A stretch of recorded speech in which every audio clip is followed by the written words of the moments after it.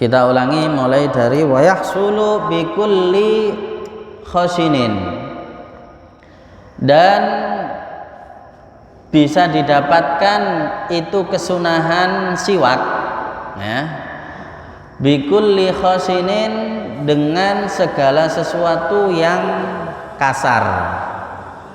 Jadi dengan segala sesuatu yang kasar kita pakai, maka sudah mendapatkan keutamaan itu bersiwak ya. La usbu'ahu, tidak diperbolehkan kalau pakai tangannya sendiri.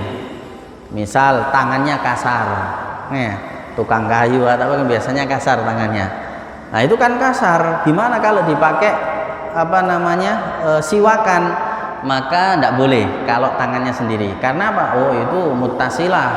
Siwak itu harusnya berpisah. Aslinya kan siwaka. Siwaka itu artinya selain kamu. Siwa selain kamu, selain kamu. Jadi yang dipakai adalah selain yang ada diri kita. Makanya kalau pakai tangan kita sendiri nggak bisa. Nah, terus gimana kalau tangan orang lain? Maka diperbolehkan kalau ridho. Misal istrinya sendiri, istrinya tangannya kasar juga, suaminya juga kasar, sama-sama kasar. Tapi batal kalau mau sholat pakai tangannya temannya misalnya, boleh. Tapi ya nggak ada tempat cara yang lain ya. Pakai kain misalnya boleh, kain yang kasar boleh ya. Wal araku aula, dan yang lebih utama yaitu pakai kayu arok. Kayu arok itu ya kayu yang biasa dipakai untuk siwakan itu. Kenapa kain aula? Karena Nabi pakai itu. Kemudian banyak memang manfaat-manfaat daripada kayu arok sendiri. Kemudian serabutnya lebih kecil, jadi enak ketika dibuat untuk membersihkan gigi. Serabutnya lebih kecil, itu kayu arok. Kalau kepingin tahu ya beli siwak itu biasanya kayu arok sudah. Tsumman nakhlu, kemudian kayu korma boleh juga. Kemudian apa? Kayu yang baunya wangi kalau bisa. Kayu yang baunya wangi. Kayu zaitun misalnya. Atau kayu gahru, tapi kalau kayu gahru kalau bisa jangan yang benar-benar wangi, nanti seperti minyakan. Kayu zaitun, kayu apalagi yang baunya agak harum gitu, boleh dibuat untuk pakai siwak. Atau kayu yang lain sudah tidak masalah sudah. Wa yustahabbu ayyastaka biya bisin nudiya bil ma, dan disunahkan bersiwak tadi dengan yang basah. Kayunya basah, nudiya bil ma'i, yang dibasahi dengan air. Nah, jadi ketika kita mempunyai siwak sudah kering, sampai basahi dulu, sampai siram dulu, sampai basahi pakai air, kemudian dipakai. Itu hukumnya sunnah. Wa ayyastaka urdon, dan sunnahnya bersiwakan itu urdon, melebar. Sunnahnya melebar, bukan gini, tapi lebar. Illa fil lisan, kecuali ketika lisan. Nah, kalau lisan maka sunnahnya tulan. Jadi di sini disebutkan kenapa kok kalau lisan disunahkan untuk panjang, karena memang tidak akan membuat seseorang tadi berdarah.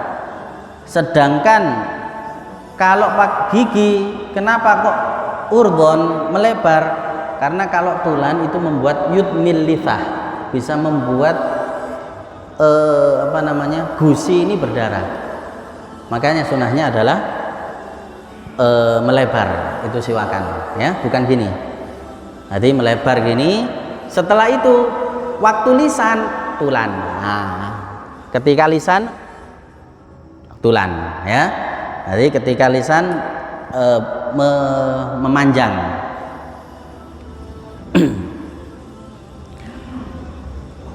Caranya gimana? Caranya hendaknya pakai tangan kanan tentunya ya. Kalau punya tangan kanan. Kalau nggak punya tangan kanan ya sebisanya tangan kiri. Ya apalagi nggak ada tangan kanan misalnya ya tangan kiri. Tapi kalau masih memungkinkan pakai tangan kanan. Kemudian hendaknya ayyabda'a bijanibi famihi al-aiman. Mendahulukan daripada gigi yang kanan. Jadi yang kanan dulu yang dibersihkan. Wa yudhib bihi ilal wasat. Kemudian menjalankan sampai ke tengah. Tsumma bil aysar, kemudian yang kiri. Wa yudhib bihi aidan. Jadi ke kanan dulu ya. Setelah itu ke tengah, baru ke kiri. Nah, disunahkan membersihkannya tadi seperti angka 8. Angka 8 kan ini. Jadi atas dulu, atas, setelah itu ke bawah, nah, ke tengah, setelah itu atas kiri, bawah kiri. Nah, jadi angka 8 gini. Nah, bersihkan. Nah, angka 8 cara membersihkannya. Kemudian anak kecil gimana? Anak kecil sampean biasakan supaya nanti kalau sudah besar sudah terbiasa. Anak kecil masih belum bisa misalnya, sampean siapkan siwak dulu sedikit-sedikit, sampean siwaki. Disunahkan kata anak kecil. Cara memegangnya, cara memegang siwak gimana? Wa yaj'al hinsarahu wa ibhamahu tahta. Menjadikan jari kelingking sama jari apa ini? Ibu jari di bawah. Ya, wa baqiyatul asabi fawqah, dan yang lain yang 3 ada di. Nah, jadi megangnya gini. Ya. Megangnya gini. Jari pucuk-pucuk ada di bawah, yang tengah ada di atas. Cara megang siwak. Nah, sunnahnya gini. Gimana kalau gini? Ya enggak apa-apa sak karepe ya. Nah, cuma sunnahnya gini. Kalau gini kan koyok waduh koyok apa? Ya, jadi sunnahnya gini, megangnya. Diatur sama Nabi gimana caranya supaya bagus. Ya. Nah, jadi gini ya, tak praktekkan lagi. Kanan, atas, bawah. Setelah itu kiri atas, kiri bawah, ya, 3 kali. Nah, setelah itu baru yang apa namanya, yang lisan urdon. Jadi 3 kali gini. Nah, setelah itu lisan. Nah, 3 kali, tambah atas juga 1 kali, nggak apa-apa, sudah cukup. Nah, jadi gigi 3 kali. Nah, setelah itu lisan, setelah itu atas. Ya, itu cara pakai siwak. Nah, setelah ngerti sampean praktekkan. Nanti kalau nggak dipraktekkan lupa lagi.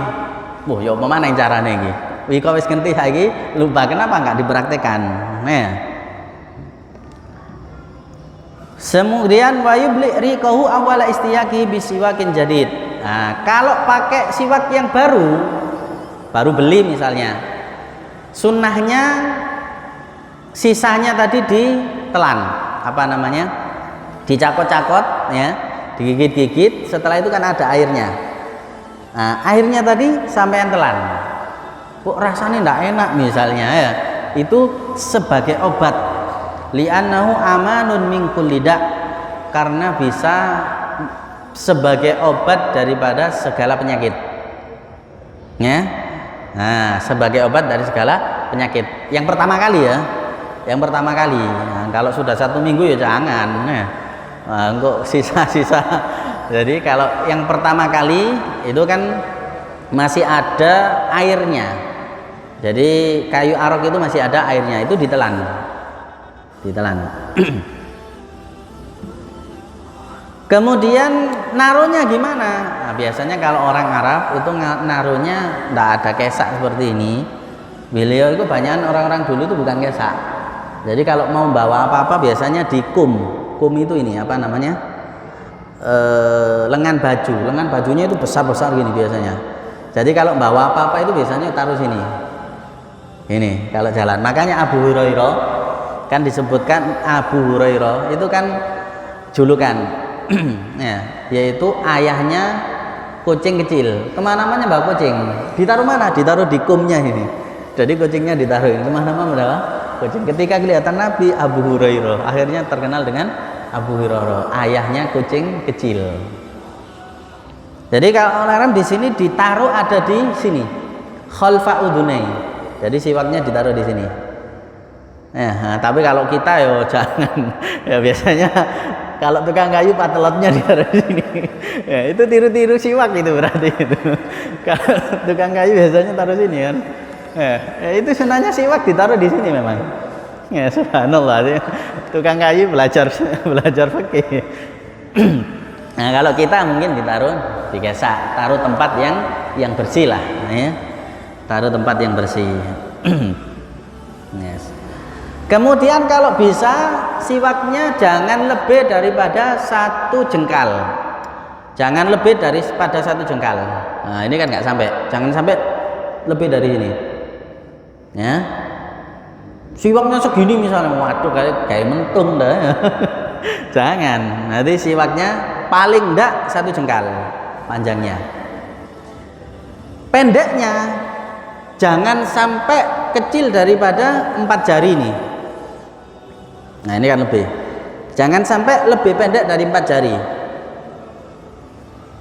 Nah, terus gimana? Kecil segini misalnya.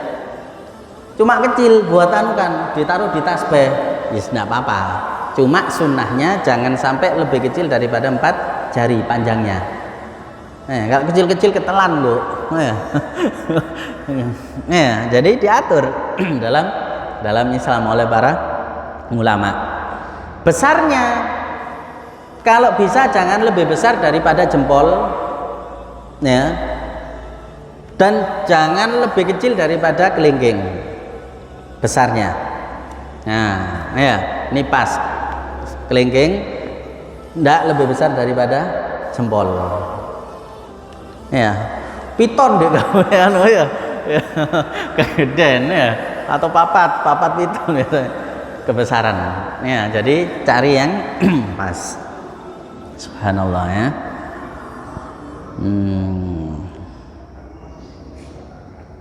Wa haruma bi siwakil ghair illa indon ridho. Haram pakai siwaknya temannya kalau enggak ridho. Ya, mau sholat nggak ada siwak, ada punya temannya diambil dibuat siwakan misalnya ya. Nah, kalau temannya nggak ridho haram, kalau ridho nggak apa-apa. Ya tapi masa ya siwak mau dibuat berdua ya harusnya punya sendiri-sendiri. Seperti kemarin kan kita terukan Al Habib Abdul Qadir bin Husain Asygaf, ayahnya Ustaz Taufik, itu di setiap tempat mempunyai siwak. Jadi tempat tidur ada siwak, kamar mandi ada siwak, tempat ibadah ada siwak. Beliau membawa siwak sendiri. Jadi sehingga ingat terus, oh mau wudhu siwakan dulu, sunnah. Mau tidur siwakan, bangun tidur siwakan, tidak luput daripada sunnah. Kenapa sih? Kalau seseorang tadi selalu melaksanakan sunnah Nabi, berarti orang tadi ingat dengan Nabi. Kita ini disuruh selalu ingat dengan Nabi, kapanpun dimanapun. Makanya orang kalau menghidupkan sunnahnya Nabi itu orang paling istimewa. Kenapa? Berarti selalu ingat dengan Nabi. Selalu ingat dengan Nabi. Kalau selalu ingat dengan Nabi, insya Allah orang tadi menjadi orang yang baik. Makanya dalam hadis, man ahya sunnati faqad ahabbani, barang siapa yang menghidupkan sunnahku dia cinta dengan aku, kata Nabi. Bahkan dalam riwayat lain bukan gitu, man ahya sunnati faqad ahyani, barang siapa yang menghidupkan sunnahku berarti dia menghidupkan aku, kata Nabi. Jadi seakan-akan Nabi hidup di zaman itu kalau orang-orang tadi mau melaksanakan sunnahnya Nabi. Ya, kenapa? Karena semuanya ngikuti sunnahnya Nabi. Oh, ini pakai sunnahnya Nabi, ini sunnahnya Nabi, ini ya selalu dihidupkan. Ya, baik. Kemudian kalau faedahnya sangat banyak, kemarin sudah kita terangkan ya. Ya, salah satunya yang paling paling besar faedahnya, membersihkan mulut, membuat Allah ridho, dan memudahkan husnul khotimah. Memudahkan husnul khotimah. Bisa jadi kalau misal ada orang nazak, sulit untuk meninggal, misalnya sudah mau meninggal, disiwaki, tidak apa-apa. Ya, memudahkan untuk husnul khotimah ini siwak. Ya.